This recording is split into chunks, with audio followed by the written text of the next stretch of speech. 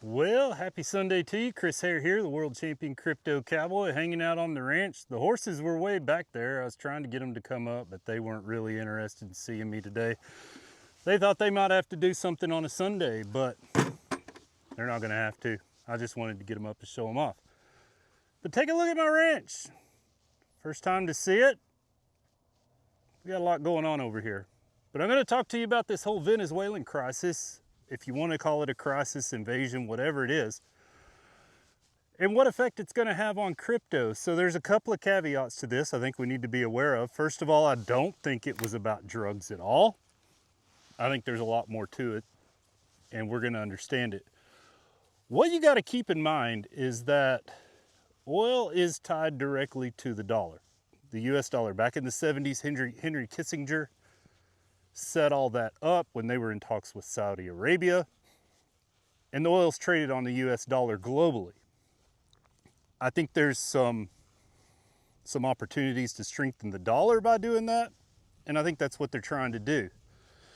What's this mean for crypto? Well, there's a couple of things that we've got to think about on this. First of all, China and Russia get most of their oil from Venezuela and countries like that. So what Trump's essentially done is kind of cut them off at the knees, because 30 to 60% of oil comes out of Venezuela for those countries. The other caveat to this is that Venezuela has the largest oil deposit in the world. That's significant. We're talking hundreds of trillions of dollars, not just billions of dollars, guys.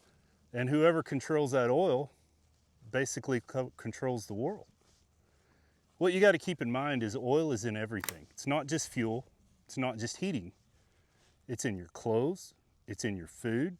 It's in every single thing you buy at the grocery store.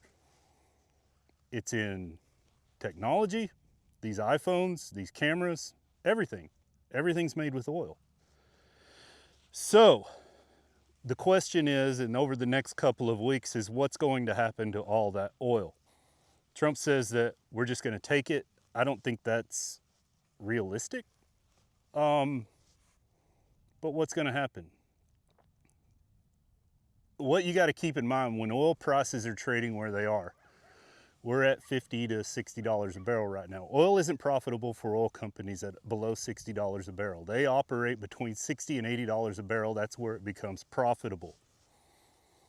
If you've got hundreds of millions of barrels of oil going to hit the open market, it's kind of like Bitcoin. Think about Bitcoin. When the halvings happen, it limits supply. And it's the same thing with oil, but we're in the opposite standpoint. If you flood the markets with an excess amount of oil, the price is going to come down. Think about when Trump was president last time, oil went to zero. I don't know. So, but what does that do for the average American? What does that do for crypto? Well, first of all, it starts by lowering fuel costs, which lower transportation costs, which lower the cost of things to get to the grocery store, which lower costs of things to get to the department store. And things become affordable again. It's another way to lower inflation if you want to look at it that way. So, if fuel costs come down, the average American, especially middle-class Americans, I mean, you got to keep in mind, the guy that lives paycheck to paycheck is absolutely struggling right now. It's an absolute disaster for them, because I don't know if you've been to the grocery store lately, but I don't know how they do it. If you're living to paycheck, man, it's a rough time. But if you can lower those costs, that puts money back in the average American's pocket, which in turn, they buy more, which in turn turns you to risk on assets. Now, I don't think this is a week or two down the road thing. I think it's probably going to take 3 to 6 months. What you've got to keep in mind, if we are in fact sending American oil companies in to drill in Venezuela, that stuff takes time. You have to, there's a lot of geological surveys you have to do. I'm not sure about Venezuelan law, so there's permits, there's logistics to get all the equipment, the oil field equipment out there, and then you still got to get it out of the ground. You've got to refine it, you've got to transport it. I mean, there's a lot that has to happen. Geological surveys, things like that could take up to a year. So that's kind of where we're looking. But in the shorter term, I think there's an opportunity for the dollar to become stronger because, like I said, oil is traded on the dollar. And I think maybe this is strategic. He's imposed tariffs on China. He's imposed more restrictions on Russia. And now we're taking their oil. I don't know the legalities of that, and I'm not going to get into the politics of it. I'm just explaining to you exactly what I think. I come from an oil background. My grandfather was a distributor for Gulf Oil for over 50 years. My uncle took that business over when it was sold to Chevron. So I have a little bit of insight on it. And I'm Texan. I think you can talk oil by rite of passage on that. But that's where I'm at. I think over the next course of a year, I think some interesting things could happen. What's going to be really interesting is seeing what happens over the next week or so, what China and Russia think of this. It's been quiet. That's kind of concerning. But even to do something retaliatory, that's going to take some logistics as well. So let's keep an eye on it. Let's figure out what's going on.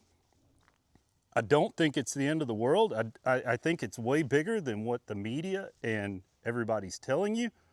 But that comes from a background of understanding commodities, supply and demand. That's what drives commodities. And, you know, you could flood the market with oil. You fill up your strategic reserves, but there's still oil left over. What are you going to do with it? Well, you're going to sell it at a cheaper cost. That's kind of where I am with it. But I don't think it's anything to panic over. I was really interested that the markets didn't do any kind of movement this weekend when it happened. We'll see what happens over the course of the week. But I think we may be in a good spot. We'll see. I'll update it when we get more information. We'll figure it out. But I'm going to wrap it up with that. Chris Hare, the world champion crypto cowboy. Thanks so much for watching. We'll see you down the road.